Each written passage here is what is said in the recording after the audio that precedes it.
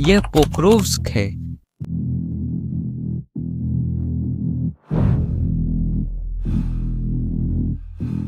रूस 1.5 साल में 1 लाख से ज्यादा सैनिकों के साथ यहां पहुंचा। फरवरी 2026 में शहर पर कब्जा होने पर पुतिन के पास जश्न का पूरा कारण था।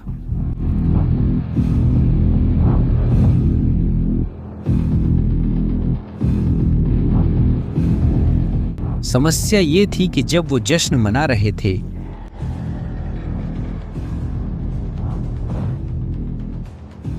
यूक्रेन पहले ही अगला जाल बिछा चुका था और रूस बिना समझे ही पहले जाल में फंस गया। आइए प्रतियोगिता से शुरुआत करें। युद्ध की शुरुआत से नहीं, बल्कि उस पल से जब पोक्रोव्स्क केंद्र बना। 2025 की शुरुआत में रूसी सेना को एक जीत की जरूरत थी, कोई मामूली जीत नहीं। एक ऐसी जीत जिसे पुतिन रूसी जनता को दिखा सकें, यह साबित करने के लिए कि युद्ध सार्थक है। और पोक्रोव्स्क इसके लिए एकदम सही लग रहा था। क्यों? पोक्रोव्स्क पूर्वी यूक्रेन का लॉजिस्टिक केंद्र था। सब कुछ वहीं से गुजरता था, सड़कें, रेलवे और सैन्य आपूर्ति। पोक्रोव्स्क पर नियंत्रण रखने वाला यूक्रेनी मोर्चे के एक बड़े हिस्से के संसाधनों के प्रवाह को नियंत्रित करता है। यह शहर कागजों पर यह एक ऐसा शहर था जिसके गिरने से युद्ध की दिशा बदल सकता था। पुतिन को यह पता था और उन्होंने पोक्रोव्स्क पर कब्जा को साल का मुख्य लक्ष्य बनाया। समस्या यह थी कि यूक्रेन को भी यह मालूम था और सिर्फ शहर की रक्षा करने के बजाय उसने कुछ और भी ज्यादा समझदारी वाला किया। उसने पोक्रोव्स्क को एक जाल में बदल दिया। मान लीजिए आपको पता है कोई चोर आपके घर में घुसने वाला है। आप ताले मजबूत कर सकते हैं और उम्मीद कर सकते हैं कि वह हार मान ले, या आप जानबूझकर एक खिड़की को थोड़ा आसान खोलने लायक छोड़ सकते हैं। दूसरी तरफ एक साइलेंट अलार्म लगा सकते हैं। अंधेरे में एक कुत्ता इंतजार कर रहा है। चोर खिड़की से अंदर आएगा, लेकिन उसे बहुत पछतावा होगा। यूक्रेन ने ठीक यही किया। महीनों तक पोक्रोव्स्क की हर गली, इमारत और मोड़ को रक्षा के लिए बदला गया। शहर को हमेशा अपने कब्जे में रखने के लिए नहीं। यह कभी असली मकसद नहीं था, बल्कि रूस को हर 1 मीटर आगे बढ़ने के लिए सबसे बड़ी कीमत चुकाने पर मजबूर करना था। हर अपार्टमेंट ब्लॉक एक प्रतिरोध बिंदु बन गया। हर छोड़ी गई फैक्ट्री एक घात बन गई। शहर को युद्ध क्षेत्र में बदल दिया गया था ताकि यूक्रेन के पीछे हटने से पहले रूसी सेना को ज्यादा से ज्यादा नुकसान हो। आंकड़े दिखाते हैं कि यह बेहद क्रूरता से सफल रहा।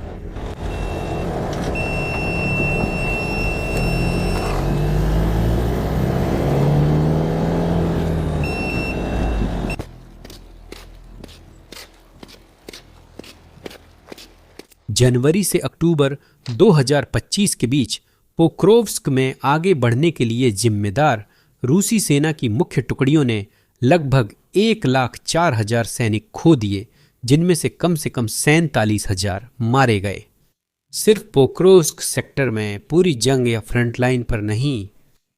10 महीनों में अंतिम पतन से 30 दिन पहले भी रूस हर महीने लगभग 6,000 सैनिक खो रहा था। सिर्फ शहर में यूक्रेनी रक्षा के एक सेक्टर में और भी सेक्टर थे। यह एक पुरानी अवधारणा है जो घटनाओं का अच्छा वर्णन करती है। पायरिक विजय शब्द पायरोस नामक ग्रीक राजा से आया है, जिसने रोमनों को हराते हुए इतने सैनिक खो दिए कि कहा, ऐसी एक और जीत और मैं बर्बाद हो जाऊंगा। आप जीत तो सकते हैं, लेकिन इसकी कीमत इतनी ज्यादा होती है कि जीतना और हारना लगभग एक जैसा लगने लगता है। पोक्रोव्स्क में ठीक यही हुआ था। रूस खून की भारी कीमत चुका रहा था उस जीत के लिए, जिसे इस तरह से तैयार किया गया था कि जब वह मिले तो उसका कोई मूल्य ही न रहे। लेकिन जाल का एक दूसरा हिस्सा भी था, और यही दूसरा हिस्सा था जिसकी रूस को बिल्कुल भी उम्मीद नहीं थी। जब रूसी सेना पूर्व में खून बहा रही थी तो नक्शे के दूसरी ओर कुछ चिंताजनक हो रहा था।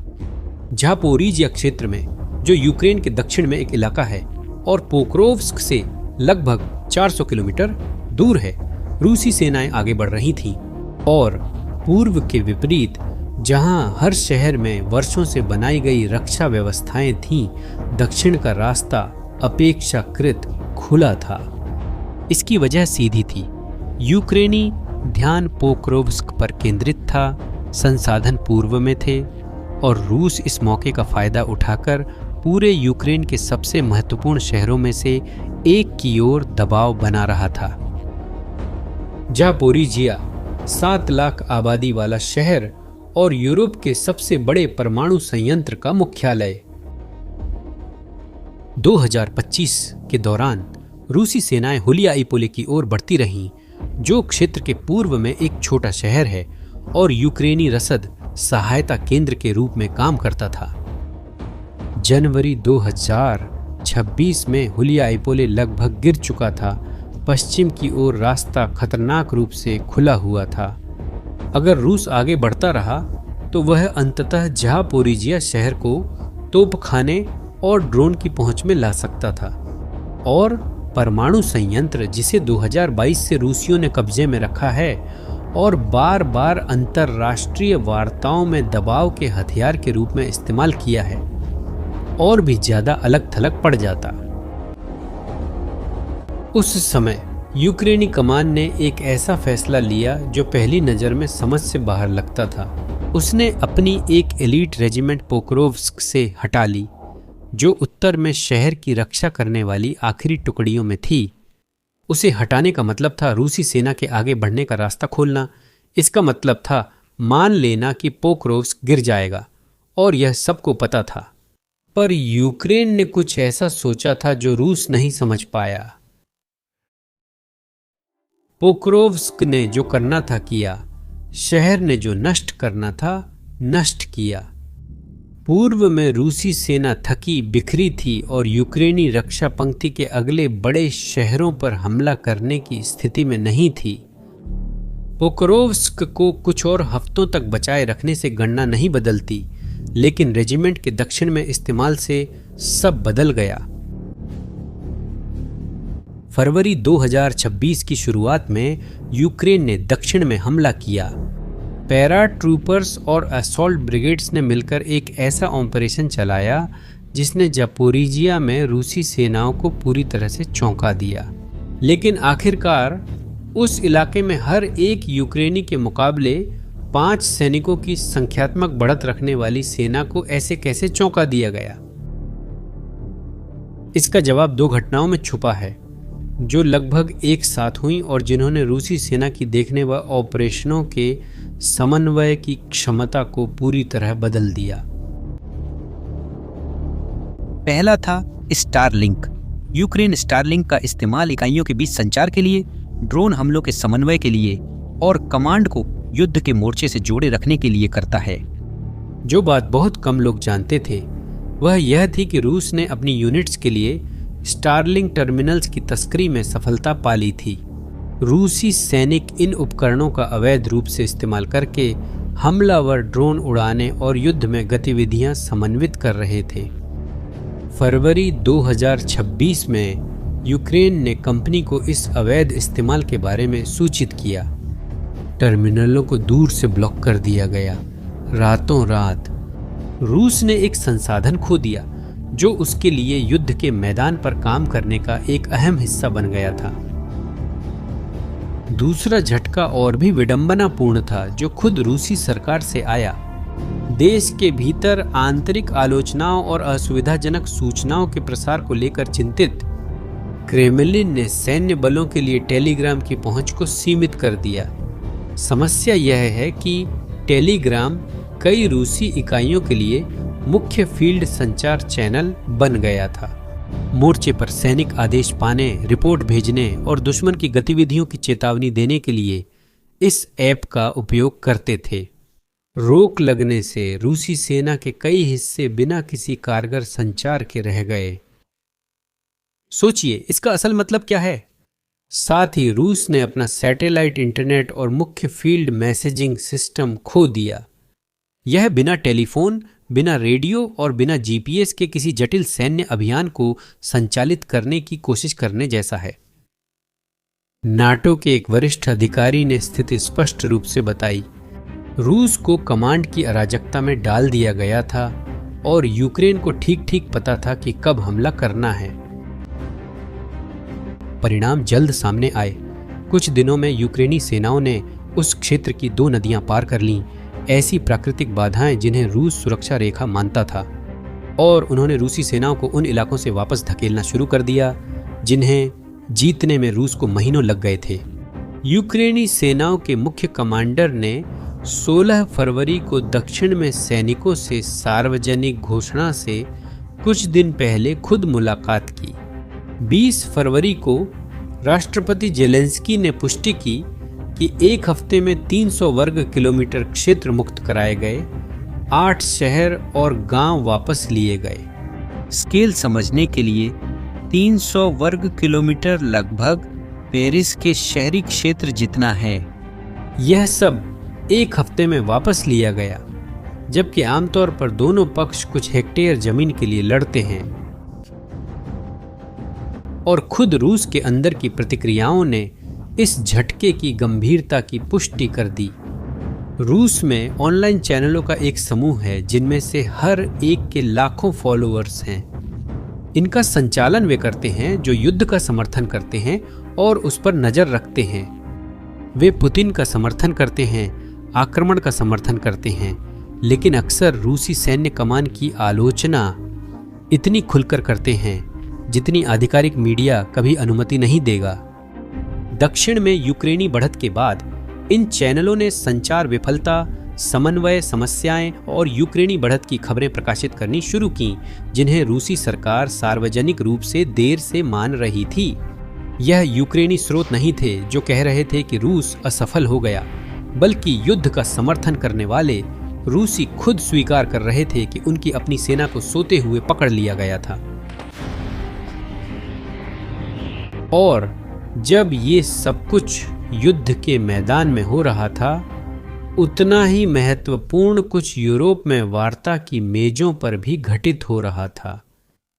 जनवरी और फरवरी 2026 में संयुक्त राज्य अमेरिका, यूक्रेन और रूस के प्रतिनिधि युद्ध समाप्त करने के लिए 3 बार मिले। पहले संयुक्त अरब अमीरात में, फिर स्विट्जरलैंड में। हर दौर में रूस एक ही तर्क लेकर आता था, हम युद्ध के मैदान में आगे बढ़ रहे हैं, यूक्रेन को अपना क्षेत्र छोड़ देना चाहिए। और जब यह तर्क दिया जा रहा था, उसी समय यूक्रेनी सेना उसे रियल टाइम में ध्वस्त कर रही थी। 400 किलोमीटर दक्षिण में रूस बातचीत करने गया था, लेकिन उसके पास जो पत्ता था वो पहले ही बेकार हो चुका था और उसे यह मीटिंग्स के बाद पता चला। अब जो आगे होने वाला है उसे समझने के लिए आपको जानना होगा कि यूक्रेन के पूर्वी हिस्से के उत्तर में क्या है। वहां लगभग 50 किलोमीटर की एक पट्टी है जिसमें 4 बड़े शहर हैं। युद्ध से पहले यहां 3,80,000 से ज्यादा लोग रहते थे। आज यह रूस के लिए सबसे बड़ी बाधा है जिसे उसे पार करना बाकी है, ताकि वह अपने घोषित लक्ष्य यूक्रेन के पूरे पूर्वी हिस्से पर नियंत्रण को हासिल कर सके। और यूक्रेन इस क्षेत्र की किलेबंदी पिछले 11 सालों से कर रहा है। हाँ, 11 सालों से। 2014 से, जब ये वही शहर थोड़े समय के लिए रूस समर्थित बलों द्वारा कब्जा कर लिए गए थे और फिर यूक्रेनियों ने उन्हें वापस ले लिया था, तब से यूक्रेनियों ने लगातार इस क्षेत्र को अभेद्य बनाने में निवेश किया है। भूमिगत बंकर, आपस में जुड़ी हुई खाइयां, टैंक रोकने के लिए खंदकें, बारूदी सुरंगों का जाल, शहरी वातावरण में एकीकृत ड्रोन नेटवर्क, ये सब उन शहरों में है जो हर एक अपने आप में पोक्रोव्स्क से बड़े और ज्यादा जटिल हैं। अमेरिकी शोधकर्ताओं ने, जो इस संघर्ष पर नजर रख रहे हैं, आकलन किया है कि रूस शायद ही 2027 या 2028 से पहले इन सभी शहरों पर कब्जा कर सकेगा, और वो भी सिर्फ तब जब पश्चिमी देशों का यूक्रेन को समर्थन जारी रहे। हकीकत समझने के लिए छोटा शहर चासिव यार 20 महीने से ज्यादा मुकाबला करता रहा। इस इलाके के शहरों की आबादी और रक्षा ढांचा कहीं ज्यादा बड़ा है। रूस ने पोक्रोव्स्क पर कब्जा करके असल में यही हासिल किया कि वह इस रक्षा प्रणाली का सामना करने के शुरुआती बिंदु तक पहुंच गया। एक ऐसी सेना के साथ जिसने वहां तक पहुंचने की कोशिश में 1 लाख से ज्यादा सैनिक खो दिए। यह वैसा ही है जैसे कोई धावक अपनी सारी ताकत खर्च करके मैराथन की शुरुआत तक पहुंचे। दक्षिण में भी स्थिति ऐसी ही है। जापोरिजिया में रूस ने महीनों की लड़ाई के बाद जो मोर्चे हासिल किए थे, वे भविष्य में जापोरिजिया शहर और परमाणु संयंत्र की ओर बढ़ने के लिए शुरुआती बिंदु होने वाले थे। यूक्रेनी जवाबी हमले में वे आंशिक रूप से नष्ट हुए। रूसी सेना को अपनी योजना के मुताबिक हमला करने से पहले उस इलाके को फिर से जीतना होगा जो उसने अभी खोया है। वहीं यूक्रेन इस समय का इस्तेमाल ठीक वैसे ही कर रहा है जैसे उसने पोक्रोव्स्क में किया था। वापस लिए गए इलाकों को मजबूत रक्षा क्षेत्रों में बदलना, तोपखाने और ड्रोन के लिए रणनीतिक मोर्चे संभाले जा रहे हैं और वापस जीती गई नदियों के किनारों को तैयार किया जा रहा है। मॉडल वही है, ऐसा सिस्टम बनाना जो हमलावर को हर मीटर आगे बढ़ने पर भारी कीमत चुकाने को मजबूर करे। दूसरे शब्दों में, रूस शायद उसी पोक्रोव्स्क जाल की ओर बढ़ रहा है, इस बार दक्षिण में, और इस बार एक ऐसी सेना के साथ जो शुरुआत में ही पस्त है। इस युद्ध की एक और बात है जो नक्शे और आधिकारिक बयान पूरी तरह नहीं दिखा पाते। मैं उस अंतर की बात कर रहा हूं हर पक्ष के लक्ष्य और उसे पाने के लिए चुकाई जाने वाली कीमत के बीच है। रूस के पास स्पष्ट क्षेत्रीय लक्ष्य हैं। पुतिन के लिए हर जीता हुआ शहर रूसी जनता के लिए यह तर्क है कि यह युद्ध सार्थक है, यह एक औचित्य है, यह एक विरासत है। इसका मतलब है कि वह सैनिकों को उन मोर्चों पर भेजते रहेंगे जिन्हें कोई भी निष्पक्ष विश्लेषण मौजूदा गति से जीतना असंभव मानेगा। 4 साल की जंग में ब्रिटिश खुफिया सेवा के न्यूनतम अनुमानों के मुताबिक रूस ने 10 लाख से ज्यादा सैनिक खोए हैं और अब भी नुकसान झेल रहा है। यूक्रेन एक अलग खेल खेल रहा है। वह अलग अलग लड़ाइयां जीतने की कोशिश नहीं कर रहा, बल्कि युद्ध को जारी रखना रूसी पक्ष के लिए और भी महंगा बनाना चाहता है। पोक्रोव्स्क में मारा गया हर रूसी सैनिक अब अगली बाधा के लिए उपलब्ध नहीं रहेगा। जापोरिजिया में वापस ली गई हर स्थिति एक ऐसी स्थिति है जिसे रूस को आगे बढ़ने से पहले फिर से जीतना होगा। हर बार जब यूक्रेन वार्ता में वापस जीते गए इलाकों के साथ शामिल होता है, रूसी ताकत का तर्क कमजोर हो जाता है। पोक्रोव्स्क इस मॉडल का सबसे स्पष्ट उदाहरण था, जिसने 18 महीने तक प्रतिरोध किया। इसीलिए नहीं कि यूक्रेन को लगा वह इसे हमेशा बचा पाएगा, बल्कि इसीलिए कि प्रतिरोध का हर दिन उस सेना को और नष्ट कर रहा था जिसकी पुतिन को अगले लक्ष्यों के लिए जरूरत थी। जब यूक्रेन ने आखिरकार पीछे हटने का फैसला किया तो यह कोई हार नहीं थी, बल्कि यह एक ऐसे अभियान का समापन था जिसने ठीक वही हासिल किया जो उसे करना था। और जब रूस पोक्रोव्स्क के मलबे पर अपना झंडा गाड़ रहा था, तब यूक्रेनी सेना दक्षिण में पहले ही नदियां पार कर रही थी। वे इलाके वापस ले रहे थे और उन ठिकानों को नष्ट कर रहे थे जिनकी पुतिन को 2026 के लिए जरूरत थी। रूस ने एक जाल के लिए बेहिसाब कीमत चुकाई है और अगर ऐसा ही चलता रहा तो रूस शायद अगले जाल की ओर बढ़ रहा है। आपका क्या विचार है? क्या यूक्रेन की रणनीति असरदार है? कमेंट्स में बताएं। अगर इस वीडियो ने आपको इस युद्ध को देखने का एक नया नज़रिया दिया है तो इसे उनके साथ साझा करें जो इस संघर्ष पर नज़र रखते हैं। और अगर आपने अभी तक चैनल को सब्सक्राइब नहीं किया है तो यहीं हम बताते हैं कि सुर्खियों के पीछे क्या है। अगली बार मिलते हैं।